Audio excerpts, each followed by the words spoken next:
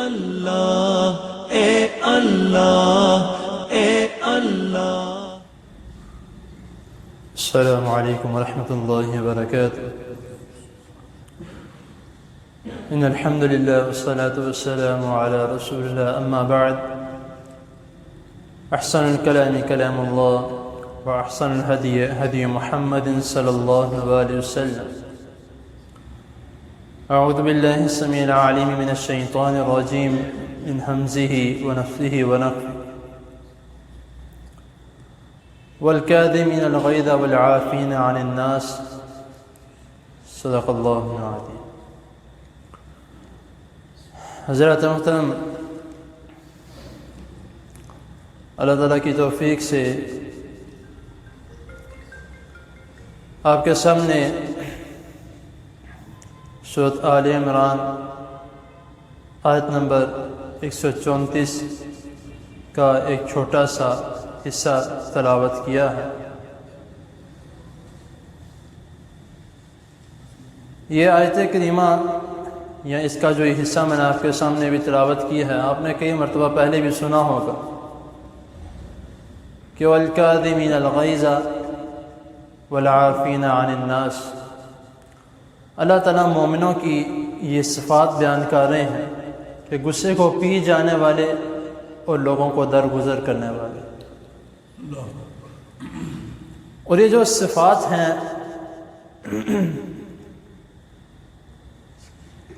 یہ تب ہیں کہ جب ہم ان پر عمل کریں، تب ہم ان لوگوں میں شمار ہوں۔ ہم نے ان پر عمل کیسے کرنا ہے؟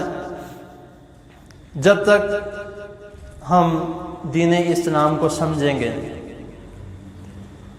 اور جب ہم سمجھ جائیں گے تو انشاءاللہ تعالی ہر موقع پر جو بھی ہم فیصلہ کریں گے سوچ سمجھ کر کریں گے۔ کوئی ہمیں تنگ کرتا ہے، گالی گلوچ کرتا ہے، ہماری بے عزتی کرتا ہے، تو وہ اگر آپ اس کی صرف اور صرف سنتے ہیں اور اس کو اگنور کر دیتے ہیں، نظر انداز کر دیتے ہیں، تو اس کا مطلب آپ میں یہ خوبی موجود ہے۔ غصے کے متعلق جو ہے کہ غصہ آ جانا یہ ایک انسان کی فطرت میں ہے، لیکن اس فطرت کو قابو میں کرنا یہ ایک بہترین انسان کی نشانی ہے، کیونکہ یہ غصہ ہے یہ بہت سے رشتوں کو توڑ دیتا ہے۔ وہ رشتہ بے شک بھائی بہن کا ہو، وہ رشتہ بے شک ماں باپ کا ہو، وہ رشتہ بے شک باپ اور بیٹے کا ہو، وہ رشتہ بے شک میاں بیوی کا ہو۔ یہ غصہ شیطان کی طرف سے، اور اگر ہم اس کو قابو میں نہیں کریں گے تو پھر رشتے بھی ٹوٹیں گے، مسئلے مسائل بھی پیدا ہوں گے، پھر واپس آنے میں بھی یعنی کہ رشتوں کو دوبارہ جوڑنے میں بھی شرم محسوس ہو کہ یار میں نے اس کو یہ اتنا برا بلا بولا تھا، میں اس کے پاس واپس جاؤں گا پتہ نہیں مجھے دوبارہ اپناتا ہے کہ نہیں، شاید ہو سکتا ہے کہ وہ مجھے اپنے گھر ہی نہ آنے دے۔ پھر ہمارے دماغ میں، ہمارے دل میں یہ وہم بیٹھ جاتا ہے جس کی وجہ سے ہم دوبارہ اپنے رشتوں کو جوڑتے ہی نہیں ہیں۔ غصہ جو ہے میاں بیوی میں کس طرح لڑائی ڈلواتا ہے؟ جو شیطان ہے، آپس میں کوئی بھی بات ہوتی ہے میاں بیوی میں، جب وہ شیطان جو ہوتا ہے بیوی پر یا خاوند پر جب وہ حاوی ہوتا ہے اس غصے کی وجہ سے، تو وہ اس کو نہیں پتہ لگتا وہ کیا بول رہا ہے۔ اب کئی مرتبہ اس طرح سننے کو ملتا ہے، آپ نے خود بھی سنا ہوگا کہ رشتہ دار میں یا باہر کہیں بھی کسی کا بھی کہ بھائی وہ غصے میں طلاق دے گیا، تو غصے میں ہی طلاق ہوتی ہے، محبت سے کون طلاق دیتا ہے؟ تو اس غصے کو قابو میں رکھنا ایک بہت ہی جو ہے وہ اچھے انسان کی، اس کے متعلق جو رسول اللہ صلی اللہ علیہ وسلم فرما رہے ہیں، بخاری میں حدیث موجود ہے، حدیث نمبر 6114 میں 6114 میں، کہ رسول اللہ صلی اللہ علیہ وسلم فرما رہے ہیں کہ پہلوان وہ شخص نہیں ہے جو کشتی میں لڑائی میں غالب آ جائے، پہلوان وہ ہے جو اپنے غصے پر قابو پا جائے۔ اب آپ دیکھ لیں کتنے بڑے باڈی بلڈرز ہیں یا جو بھی کشتیاں لڑتے ہیں، لیکن اگر غصے کو اپنے قابو نہ کر سکتے تو وہ کسی قسم کا بندہ نہیں۔ تو غصہ قابو کرنا اور غصے کو پی جانا یہ مومنوں کی نشانی ہے، جس طرح میں نے آپ کے سامنے آیت کریمہ تلاوت کی ہے۔ اور اب کئی لوگ کہتے ہیں کہ یار آ گیا تھا، میں کیا کرتا، میں نے بول دیا جو بولنا تھا، میں نے واپس نہیں جانا۔ اس کو غصے کو پینا یا غصے کو قابو کرنے کی بھی ترکیبیں رسول اللہ صلی اللہ علیہ وسلم نے ہماری ہر جگہ رہنمائی فرمائی۔ کوئی یہ بہانہ نہیں کر سکتا کہ میں اپنے غصے کو کیسے کنٹرول کرتا۔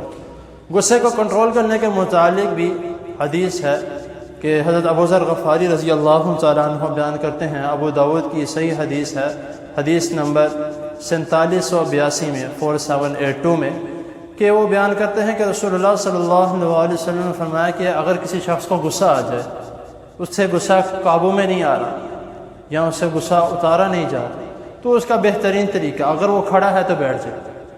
تب بھی اس کا غصہ، آپ نے اکثر دیکھا ہوگا کہ اس طرح ہوتا ہے کہ جب کوئی غصے میں ہو آپ اس کو کہتے ہیں یار چھڑ دا، بیٹھ جا بھائی آرام ہے۔ اس کا مطلب کیا ہوتا ہے؟ یہ ایک ہمیں حدیث کا پتہ نہیں ہے، لیکن ایک عام طور پہ جس طرح ہم کہتے ہیں کہ کوئی نہیں بیٹھ جاؤ، تھوڑا سانس لے لو، تو آپ صلی اللہ علیہ وسلم فرما رہے کہ اگر بیٹھنے سے اس کا غصہ کنٹرول نہیں ہوتا تو وہ لیٹ جائے، بہترین نسخہ۔ تو اگر تب بھی نہ ہو تو پھر پانی پلا دو اسے، کیونکہ پانی آگ کو بجھانے کا کام کرتے ہیں۔ یہ غصہ کیا ہوتا ہے؟ یہ آگ ہی ہوتی ہے جو شیطان ہمارے اندر لگا رہا ہوتا ہے۔ تو بہترین جو اعمال ہیں رسول اللہ صلی اللہ علیہ وسلم نے بتایا، تو کوشش کرنی چاہیے کہ اس کے مطابق عمل کریں۔ تو جب ہم اس کے مطابق چلیں گے تو انشاءاللہ ہمارے تمام معاملات اچھے طریقے سے چلیں گے۔ آپ دیکھ لیں، روڈ پہ جا رہے ہوں، خدا نہ خواستہ کوئی نہ کوئی مسئلہ بن جاتا ہے، گاڑی ٹکرا جاتی ہے یا موٹر سائیکل آپس میں ٹکرا جاتی ہے، باہر نکل کے ایک دوسرے کو گالی گلوچ کرنے سے بہتر ہے ایک دوسرے کو ہاتھ دے کے آگے چلے جائیں۔ سب سے بہترین طریقہ، میں ہر ایک کو یہی کہتا ہوں کہ بھائی کوئی مسئلہ ہے، کوئی پریشانی بنی ہے، کوئی ٹکر لگ گئی ہے، لگنے والے لگ گئی ہے، گاڑی کو نقصان ہو، آپ بچ گئے، کہتا ہے الحمدللہ، میں کو پھر لڑنے کی کیا ضرورت ہے؟ تو اس میں کوئی لڑائی والی بات نہیں ہے، کوئی اس طرح ہو جاتا ہے، مشینری ہے، کئی مرتبہ روک لی جاتی ہے، کئی مرتبہ نہیں روکی جاتی۔ تو جب آپس میں اس طرح کو کوئی نقصان ہو جائے تو ایک دوسرے کو ہاتھ اٹھا کے یا ایک دوسرے سے درگزر کہہ کے کہ یار میری وجہ سے ہو گیا، کوئی بات نہیں، ٹھیک ہے، آپ کی وجہ سے میری، کہہ کے آگے نکل جائے۔ ایک تو رک جاتے ہیں ادھر ہی موقع پر، گاڑی سے باہر نکل کے پیچھے والے کو بھی نہیں جانے دینا، اس سے پیچھے والے کو بھی نہیں جانے دینا۔ اور پھر ایسے ہوتا ہے کہ اسی رش میں کہیں نہ کہیں کوئی ایسے ایمبولینس ہوتی ہے یا کوئی ایسا گاڑی میں کوئی ایسا کیس ہوتا ہے جو کہ بہت ہی زیادہ خطرناک ہوتا ہے، اس کا ہاسپٹل پہنچنا یا کسی ڈاکٹر کے پاس پہنچنا لازمی ہوتا ہے، ان لوگوں کی وجہ سے وہ بھی ادھر ہی رہ جاتا ہے۔ وجہ کیا ہے؟ صرف اور صرف ایک غصہ۔ تو اس غصے کو کنٹرول کرنا چاہیے۔ یہ شیطان جو ہے اس نے تو قسم اٹھائی ہے کہ میں نے لازمی طور پہ ان کو تنگ کرنا، میں نے ان کو چھوڑنا نہیں۔ تو کوشش کرنی چاہیے کہ اس غصے کو قابو میں رکھا جائے، اس غصے کو اپنے جو ہے وہ اپنے ساتھ ساتھ لے کے چلنے کی ضرورت نہیں ہے، رشتوں کو توڑنے کی ضرورت نہیں ہے۔ ایک کسی کی بھی غلطی ہے آپ خود جھک جائیں، کسی کی بھی غلطی ہے، اگر دوسرے کی غلطی ہے آپ خود جھک جائیں، کوئی مسئلہ نہیں ہے۔ جھکنے سے رسول اللہ صلی اللہ علیہ وسلم فرما رہے کہ اگر انسان کسی کے سامنے جھک جاتا ہے، عاجزی اختیار کرتا ہے، تو اس کے سامنے وہ نیچے نہیں ہو جاتا، اللہ تعالیٰ اس کو اور بلند کر دیتا ہے۔ تو اس لیے کوشش جو ہے وہ سب سے بہترین طریقہ ہے اپنے آپ کو روکنے کا۔ اور ایک اور حدیث ہے، اس میں آتا ہے، حدیث نمبر 6116 میں ہے، کہ جس میں آتا ہے کہ رسول اللہ صلی اللہ علیہ وسلم کے پاس ایک شخص آیا، حضرت ابو ہریرہ رضی اللہ تعالیٰ عنہ بیان کرتے ہیں کہ نبی کریم صلی اللہ علیہ وسلم کے پاس ایک شخص آیا، اس نے آ کے سوال کیا کہ اللہ کے رسول صلی اللہ علیہ وسلم مجھے کوئی نصیحت کیجیے، کوئی ایسی نصیحت جس پہ میں عمل کروں۔ اب صحابہ کرام رضی اللہ تعالیٰ عنہ کا یہ شوق تھا کہ وہ جب بھی آپ صلی اللہ علیہ وسلم سے ملتے وہ کچھ نہ کچھ پوچھتے تھے۔ تو رسول اللہ صلی اللہ علیہ وسلم آگے اس کو جواب میں کیا فرما رہے ہیں، حضرت ابو ہریرہ رضی اللہ تعالیٰ، یہ بھی بخاری کی حدیث ہے، حدیث نمبر 6116 میں 6116 میں، کہ وہ فرما رہے ہیں کہ رسول اللہ صلی اللہ علیہ وسلم اس شخص سے کہ تم غصہ نہ کیا کرو۔ اس شخص نے پھر یہی سوال کیا کہ کوئی اور نصیحت کیجیے۔ رسول اللہ صلی اللہ علیہ وسلم نے پھر یہی فرمایا کہ غصہ نہ کیا کرو۔ اس نے تیسری مرتبہ پوچھا کہ شاید آپ صلی اللہ علیہ وسلم کچھ اور فرما دیں گے، لیکن آپ نے تیسری مرتبہ یہی کہا کہ غصہ نہ کیا کرو۔ تو اس سے یہ ہمیں یعنی کہ سبق ملتا ہے کہ اس کو روک کے رکھنا، اس کو فوراً قابو کرنا، اور انشاءاللہ تعالیٰ جب ہم اس کو قابو کریں گے تو اللہ تعالیٰ ہمیں مومنوں میں شمار کر دیں۔ مومن کون ہے؟ جو ہر ایک چیز پر عمل کرتے ہیں۔ ایک کسی بندے نے بہت کمال کا ایک جملہ بولا ہے کہ مومن وہ ہے جو اللہ کی مانتا ہے، اور مسلمان وہ ہے جو اللہ کو مانتا ہے۔ تو اسی لیے مومن بنے، مسلمان نہ بنے۔ تو اللہ تعالیٰ کے حضور دعا ہے اللہ تعالیٰ ہمیں ہر قسم کی شیطانی آفت سے، شیطانی وسوسوں سے، شیطانی حملوں سے اللہ تعالیٰ بچا کے رکھے۔ کچھ مرد بھی، کچھ عورتیں بھی، یعنی کہ کچھ لوگ بھی ایسے ہوتے ہیں جن کو لوگوں نے نام رکھا ہوا تیلی لگانے والا، تو ان سے بھی ذرا تھوڑا بچ کے رہنا چاہیے۔ ان سے بچنے کا بہترین جو طریقہ ہے وہ معوذتین ہیں، قل اعوذ برب الفلق اور قل اعوذ برب الناس، کیونکہ اس میں ہر قسم کے شر سے، ہر قسم کے وسوسے سے جو ہے وہ بچنے کا جو دعا ہے۔ تو اللہ تعالیٰ کے حضور دعا ہے اللہ تعالیٰ ہمیں جو سنا ہے اس کو سمجھنے کی، اس پر عمل کرنے کی توفیق عطا فرمائے۔ جزاکم اللہ۔